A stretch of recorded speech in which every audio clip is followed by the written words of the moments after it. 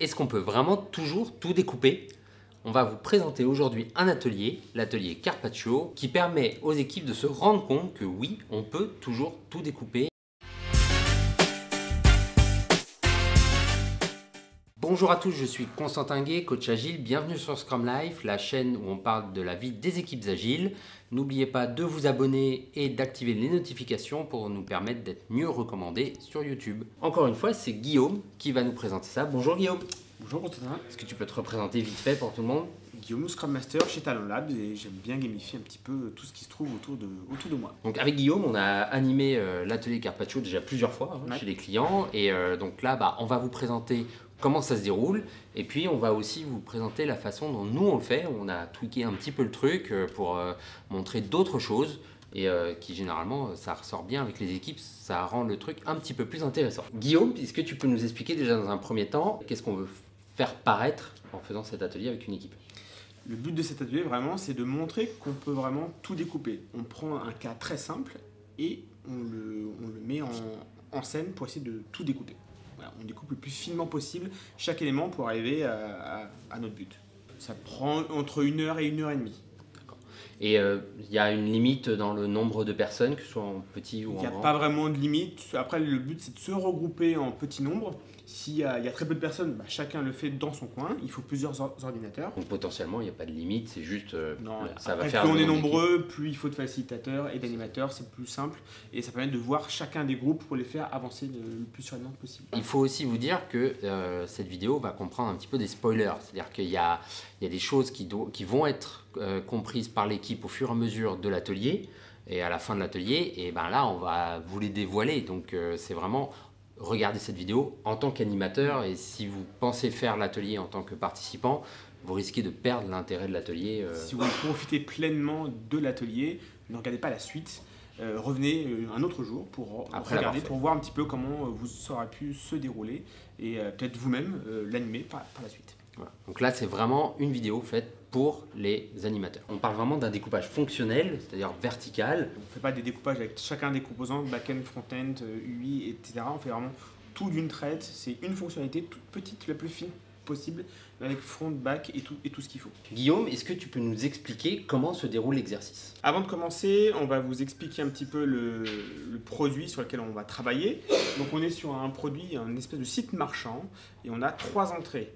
On a une quantité de produit, le prix de ce produit et dans l'état dans lequel on le vend. Pourquoi est-ce que c'est important l'état justement? Parce que l'état, il y a des taxes particulières pour chacun des états. Donc en sortie, on a le prix total de la commande, on a les taxes qui correspondent à l'état dans lequel le produit a été vendu, et ensuite une éventuelle remise en fonction de la quantité de produit qui a été sélectionnée. Tout ça est écrit dans la description, il y a un article qui explique très bien ça. Ensuite, l'atelier se découpe en 2 phases. La première, chacune des équipes va découper comme elle le pense le produit qu'on vient de décrire avec toutes les étapes nécessaires et on leur dit qu'il faut faire le plus possible. Et ce qui est intéressant aussi, c'est de prime abord la fonctionnalité. On demanderait ça à n'importe quelle équipe, elle te dirait voilà, on peut le faire en 2-3 items, 2-3 user stories facile. Exactement. Alors que là, l'objectif, c'est d'aller encore plus loin. L'objectif, c'est d'aller le plus loin possible et d'aller éventuellement à 15-20 items. Oui, c'est voilà. ça. Et chaque équipe fait ça indépendamment et à la fin, on fait une restitution devant tout le monde et chaque équipe vient présenter son propre découpage. On peut s'inspirer des autres pour agrémenter son découpage et aller un petit peu plus loin. Tout ce qui est électronique est coupé, ordinateur, téléphone, tout ça est mis de côté. Le but, c'est de travailler sur les post-it. En tant qu'animateur, préciser à chaque groupe qu'il faut entre 10 et 20 user stories pour votre produit. Dans la partie réalisation, on va faire des petites itérations très courtes. Il faut que chacune de ces fonctionnalités soit démontrable après. Vous allez passer après dans chaque groupe pour voir un petit peu tout ça. Chacune de ces user stories sont indépendantes et apportent à chaque fois un peu plus de valeur à votre produit. La première tranche du Carpaccio, ça va être quoi? Ça doit être quoi? Ça doit être quelque chose de très petit, quelque chose comme Hello World. Donc montrer qu'on peut afficher quelque chose uniquement, pas plus. Si c'est plus gros que ça, c'est pas bien. Il faut juste montrer qu'on sait afficher une information. Ça apporte déjà de la valeur pour le client. Combien de temps ça dure cette phase de création du backlog? La création du backlog doit durer 10 minutes, pas plus. À vous aussi de passer dans chacun des groupes pour les forcer à découper le plus finement possible. Si vous voyez qu'il y a des choses qui sont trop grosses, engagez-les, forcez-les à découper. Est-ce que tu peux donner un exemple de ce que donneraient les premières étapes du backlog? La première étape du backlog, ça pourrait être entrer un prix unitaire sur un produit. Ça va vraiment juste afficher ce prix-là. Ensuite, on peut rentrer une quantité. Et c'est tout. On a le prix et la quantité. L'utilisateur peut faire l'addition, la multiplication lui-même avant d'apporter un peu plus de valeur. Comme étape suivante, on pourrait écrire en dur la taxe du pays sur lequel on veut vendre. Et du coup, ça veut dire que maintenant qu'on a mis une taxe, on peut mettre en live le produit pour pouvoir vendre dans l'état dans lequel on a mis cette taxe-là. Et ça veut dire que potentiellement, on peut déjà commencer à faire rentrer de l'argent dans l'entreprise. Au bout de 4 US. C'est aussi le moment en tant qu'animateur de vraiment définir les éléments dont vont se servir l'équipe, c'est-à-dire un tableau, vous faites un tableau, vous dessinez un tableau avec les 5 états dans lesquels vous voulez vendre, avec à chaque fois la taxe, le montant associé. De la taxe associé. Un nombre de produits achetés, il y aura un nombre de discounts X, etc. Donc ça, c'est des informations qu'il faut afficher dès le début pour leur expliquer comment tout le produit marche. Et laisser à leur disposition pour qu'ils puissent s'y référer. Tout à fait. Donc, principe du lean, on veut le maximum de valeur pour un minimum d'effort. À la fin de cette étape de découpage et de présentation à l'ensemble des membres qui font l'atelier, tout le monde a vu comment on pouvait découper plus ou moins en plus ou moins de bouts.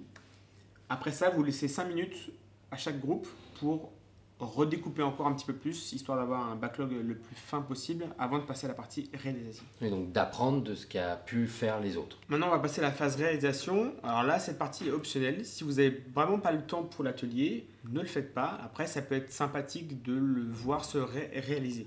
Pour cette partie réalisation, chaque groupe, chaque équipe choisit l'outil qu'il a envie pour développer. Donc soit les devs ils font du dev comme d'habitude, soit ils utilisent un fichier Excel, une page Word, des feuilles, n'importe quoi, ce que vous voulez. Et donc nous, on va vous montrer aussi ensuite l'exemple fait avec un fichier Excel, parce que c'est forcément le plus visible et le plus simple. Ce qu'on a utilisé nous, c'est vraiment un fichier Excel et l'ensemble des participants ont utilisé le même outil. C'est pas obligatoire, ça peut être une façon simple de savoir où est-ce que chacun en est et chaque groupe peut aller voir les autres, savoir où est-ce qu'ils en sont pour pouvoir un peu soit se rattraper, soit ajuster sa vision du produit. Donc là, on part techniquement en itération. Oui. Donc ça dure à peu près 40 minutes, on a 5 itérations de 8 minutes. Pendant laquelle à chaque fois les développeurs, donc ceux qui deviennent les développeurs, vont implémenter chaque US. Oui. Un maximum d'US. Un maximum d'US pendant chaque itération. Et nous, en tant qu'animateurs, on va passer de groupe en groupe pour à chaque fois les challenger un petit peu en disant tiens, montre-moi où est-ce que tu en es, est-ce que ça marche, et puis en testant, on met les mains dedans. En live l'application qui est en train d'être faite. C'est ça, donc n'hésitez pas justement à aller chercher un petit peu le truc en disant voilà, ils ont fait le test avec 2-3 quantité 2-3 produits, nous on en met 300 et on voit ce que ça donne. On en met 3,8 et on voit ce que ça donne, et ainsi de suite. Et après, à la fin de chaque itération, une démo est faite. Un membre de l'équipe fait une démo à un autre membre d'une autre équipe. Voilà, pour montrer où est-ce qu'ils en sont. Entre chaque itération, on ne s'arrête pas pour faire la démo. À la fin de l'itération, on fait une démo et le temps coule pour la prochaine itération. Donc, prenez pas forcément trop de temps. En tout cas, les premières fois, les équipes vont peut-être prendre beaucoup de temps. Faites attention, il faut respecter ce timing. C'est 8 minutes par itération. Donc, la partie démo fait partie intégrante de l'itération. Oui, on n'arrête pas le chronomètre, c'est comme dans Scrum avec des itérations classiques, il n'y a pas de temps entre 2 itérations. C'est-à-dire que quand on termine les premiers 8 minutes, on enchaîne directement. Tout à fait, il n'y a pas de temps mort, c'est 40 minutes et au bout des 40 minutes, on a fini l'atelier. Et donc, une fois que les itérations sont terminées, on passe à la revue. On passe au débrief de l'atelier et on essaie de demander à chacune des équipes où elles se positionnent par rapport à la réalisation de leur produit. Donc après, on a un petit schéma comme ça, avec des étapes clés à réaliser. Et on demande à chacune des équipes de se positionner, de dire où est-ce que j'en suis sur mon produit, qu'est-ce que j'ai réussi à faire, est-ce que j'ai réussi à vendre des produits avec des discounts ou pas. Et comme ça, on sait si les gens ont travaillé sur ce qui avait le plus de valeur tout de suite ou pas. Du coup, tout à la fin aussi, on fait une petite vérification finale. Vous donnez des chiffres un petit peu au hasard que vous avez préparés en amont pour vérifier que l'ensemble des produits qui a été réalisés fonctionnent correctement. Donc, vous pourrez dire, par exemple, rentrez dans votre application, je veux 900 produits à 250 $ dans l'UTA, donnez-moi le résultat. Et normalement, vous connaissez le résultat et vous validez que chacun des groupes a le bon résultat. Du coup, on va récupérer du feedback de l'ensemble des participants, aux non-développeurs de savoir quels sont leurs ressentis, comment ils ont vécu le découpage. Et pour les développeurs, est-ce qu'ils sont fiers de ce qu'ils ont codé et quelle va être la prochaine étape pour eux, pour leur application du moment. Donc le but, c'est vraiment de leur faire prendre conscience qu'on peut découper le plus finement possible un peu n'importe quoi et qu'on espère que pour la suite, ils vont appliquer cette méthode-là.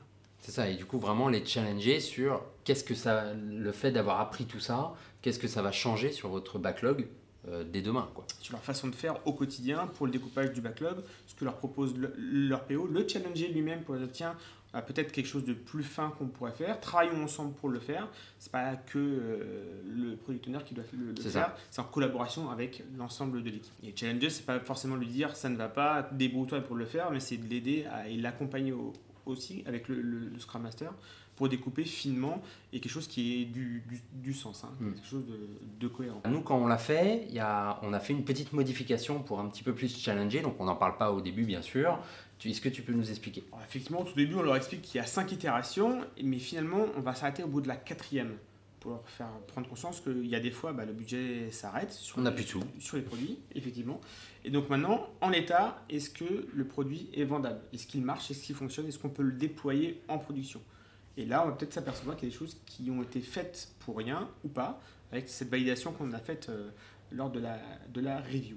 Oui, donc typiquement, une équipe qui serait partie sur faire du discount avant de mettre en place les taxes, typiquement, on ne peut pas vendre puisqu'on est obligé de vendre avec les taxes. On perd beaucoup de valeur en fait. Exactement. Les taxes ont plus de valeur que la capacité de faire des remises au final. Moi, ce que j'aime bien, c'est challenger l'équipe pour savoir, au final, est-ce que vous êtes d'abord parti sur de pouvoir vendre dans un état et ensuite de faire des remises, ou de pouvoir vendre dans un état puis dans tous les états et ensuite de faire des remises.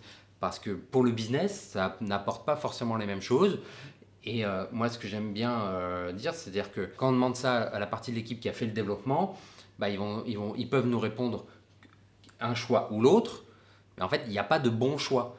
Et dans le sens où moi, je vais leur dire, est-ce que c'est vraiment ce qui a impacté le mieux le business? Et eux ne peuvent pas le savoir. Et on ne peut pas le savoir. Donc la meilleure façon de le faire pour ça, c'est de leur dire, vous auriez dû demander au business justement ce qu'ils auraient préféré. Est-ce que vous auriez préféré de vendre d'abord dans tout le pays mais sans discount, ou au contraire de se concentrer sur un état avec du discount? Donc du coup, un deuxième tip qui va dans ce sens-là, si vous voyez que toutes les équipes ont fait la même chose et de vendre dans tous les états, vous pouvez du jour au lendemain dire finalement j'ai besoin de vendre que dans un seul état.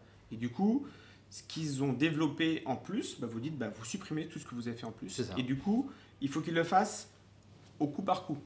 Ils doivent supprimer une ligne qui enlève une fonctionnalité, puis une autre ligne qui enlève une autre fonctionnalité. Ça va leur prendre beaucoup de temps et ça va leur faire prendre conscience qu'ils ont fait des choses trop en avance. Et qu'ils n'ont pas forcément collaboré avec le métier pour prendre ces décisions de priorisation. Ce n'est pas à eux forcément de prendre la décision, mais c'est de travailler main dans la main avec toutes les parties prenantes pour savoir qu'est-ce qui apporterait le plus de valeur tout de suite. Donc en gros, de les challenger en disant, s'ils ont fait le choix de d'abord faire dans tous les états, de leur dire, non, moi ce que je voulais en fait, c'était plutôt vendre dans un état avec des remises pour tester mes remises.